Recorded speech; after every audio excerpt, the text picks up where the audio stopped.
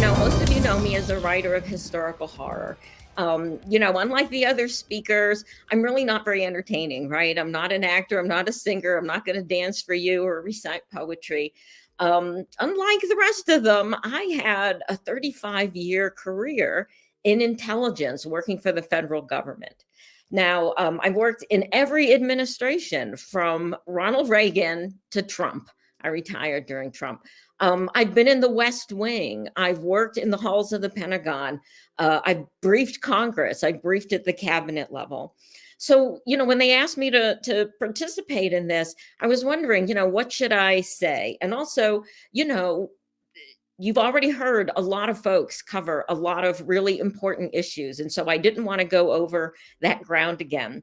So what I want to focus on might seem a little niche to you, but I want to talk about what a second Trump term will do to the government, to the American government. I'm worried about it. I've talked to a lot of former colleagues. Government workers are very worried about a second Trump administration. And it's not just because he's threatening to make people, do these loyalty pledges and to eradicate the government and all this good expertise. Excuse me. If he doesn't think they're going to support him and not the government. The people who are most worried, I think, are the ones in intelligence and national security, because they know what a risk he is and, that he's just not up for the job. Now, who saved America the last time around? It's the folks that Trump referred to as the deep state. Now, we know there is no deep state. That's a fallacy. The deep state is nothing but federal employees who knew it was their job to hold the line when people without integrity tried to get them to break the law or otherwise, abuse their government position. If there's a deep state, Mike Pence is the deep state, right? He's the one who stood up when it counted and told Trump that his cockamamie plans were unconstitutional and that he would not go along with it. That's the deep state. You may not be aware, but an administration is not just the president. It's the people that come along with them. And Joe Hill alluded to this, right? He said Kamala Harris is going to surround herself with good people.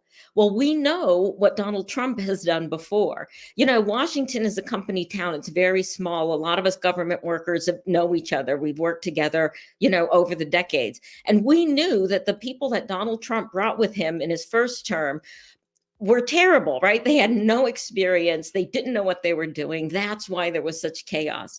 Well, this time around, Donald Trump doesn't even have those third-rate stringers with him. I mean, so many people who worked for him in his previous administration have sworn that they would never work for him again and are planning to vote for Harris.